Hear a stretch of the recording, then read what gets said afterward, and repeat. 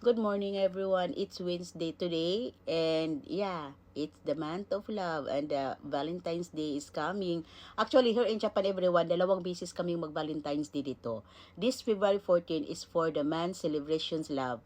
Next month is a white day and that is for the woman's Valentine's Day, no? So dalawa kaming month mag-celebrate dito sa Japan ng Valentine's Day. The Valentine's Day and the White Day, no?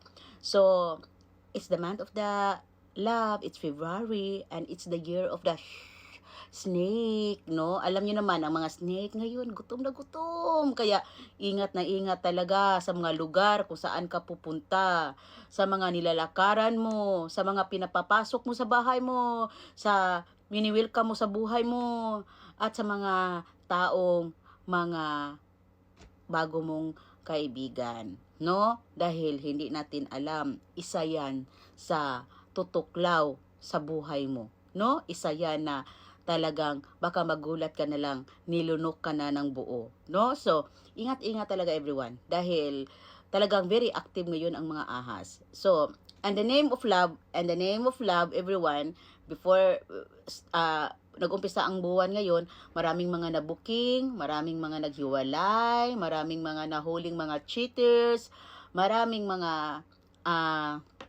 talagang nasisira ang magandang relasyon, no? Para sa akin everyone, no. Advice ko lang talaga. And ito lang talaga ang I think a very very necessary sa isang relasyon kung paano maprotektahan. Buti na lang ako si Daddy kasi yung work niya is a private, personal. Kumbaga, hindi niya kailangan makipagmingle-mingle sa mga tao para lang sa kaniyang earn of living. At ako din, hindi ko naman kailangan talaga na magmingle-mingle sa lalaki dahil ang negosyo ko ay pambabae. So, talagang no problem. So, kami kasi ni Daddy, sa aming dalawa, ito lang, i-share ko lang talaga everyone kung bakit nandito pa rin yung hotness, love namin talaga na kung makikita nyo, the more kami nagmamahalan ni Daddy, the more kami nagkaintindihan, lalo habang nagtagal kami ni Daddy, the more kami na nandun yung care at love talaga so much everyday talaga, no? Dahil the more namin nakikilala ang isa't isa namin. And then, what I love of this relationship is yung alam niyo yung, ako kasi everyone, I'm so very straightforward, I'm so very vocal, I'm so very, kumbaga, honest, I'm so very, talagang, hindi ako tao na talagang hindi nagbibigay ng batas sa isang relationship. Dahil, alam niyo everyone, sa totoo lang, kung hindi ka magbigay ng batas, tayo kasi ang nagtuturo sa lalaki natin kung paano tayo tratuhin. And, we must give the rules, also, we include that rules ourselves, no? Kailangan din na isali din natin ang ating sarili sa batas. Hindi lang tayo lang ang nagbibigay-bigay ng batas kasi magmukha tayo niyang manipulator, no? So, ang akin everyone, no, since me and Daddy starting have a relationship, sabi ko, I know, marami ka diyang mga collection, paki-delete na lang yan, at paki-block yung iba na mga lalo na yung mga gusto mo talaga, paki-block yan. At pati yun sa phone mo, sa mga social media mo. At titingnan ko later, at i-review ko yan later, kung sino ang natira. Ha? Kung karapat dapat ba at hindi. No?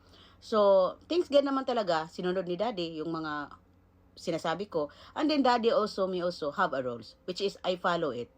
Talagang, ang iniwasan ko lang talaga, ang mag-smile-smiles ng lalaki sa labas, at yung makipag-shake hand, whatever, or, alam mo, making communications to the other person, especially a man, which is, I'm not allowed that, no?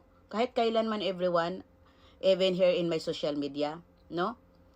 Beside lang sa mga very long friends ko talaga dito, na talagang hindi naman mga bastos sa akin, siguro mga dalawa lang yan sila, na mga friends ko talaga dito, which is Daddy knows it.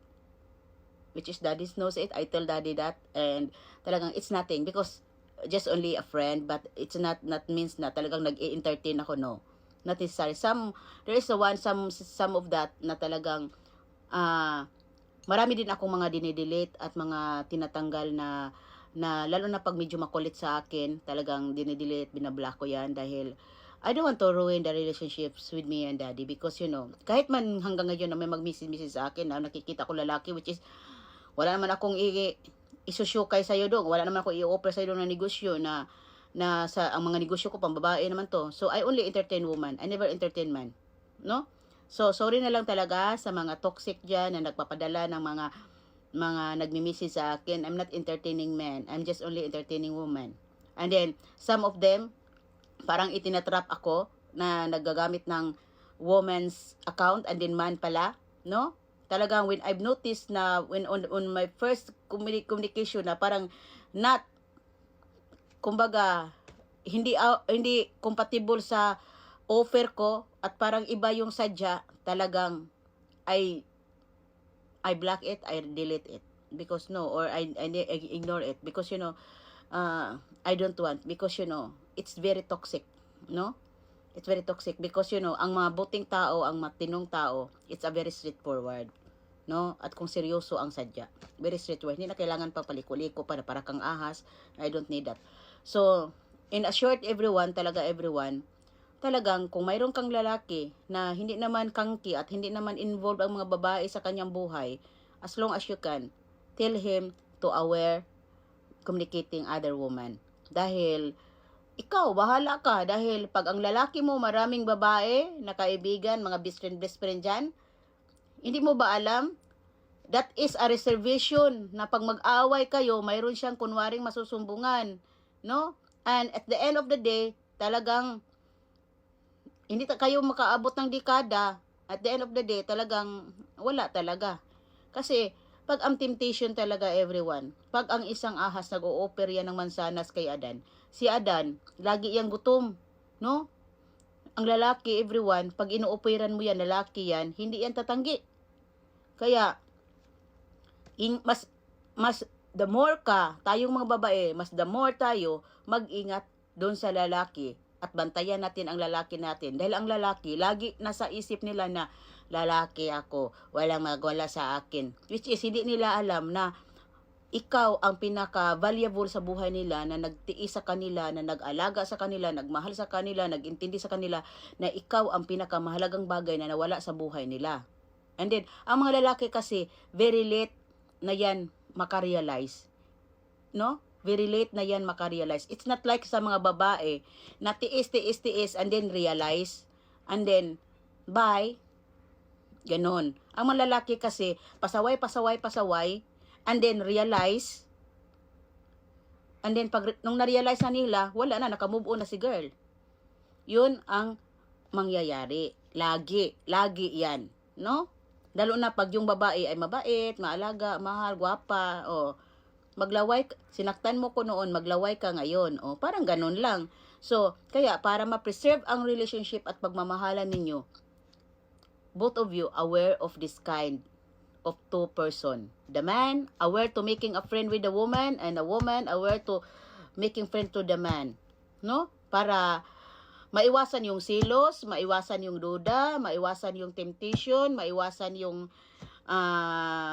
mga chismis, alam niyo yung ganun. Kaya nga everyone, ako talaga in my relationship talagang I'll preserve myself in my apartment, in my home, no? Talagang lalabas lang ako in very important, or pupunta ako doon sa kabila kong bahay, or lalabas man ako with daddy, no? And then talagang almost of the time video call. So hindi ako pwedeng magawa ng istorya ng mga haliparot na mga toxic na mga ahas na mga tao sa palibot ko, dahil my life is very talaga, everyone.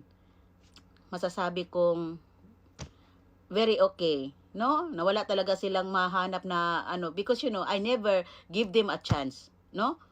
To ruin my life, to ruin my relationship, happy relationship. Also daddy also. Sabi ko kay daddy, let's both protect ourselves to each other, no? Para maging happy at masaya tayo. And yan lang ang mai-share ko, everyone. Sana kayo din. And yeah, happy. So, ganyan lang. Good morning.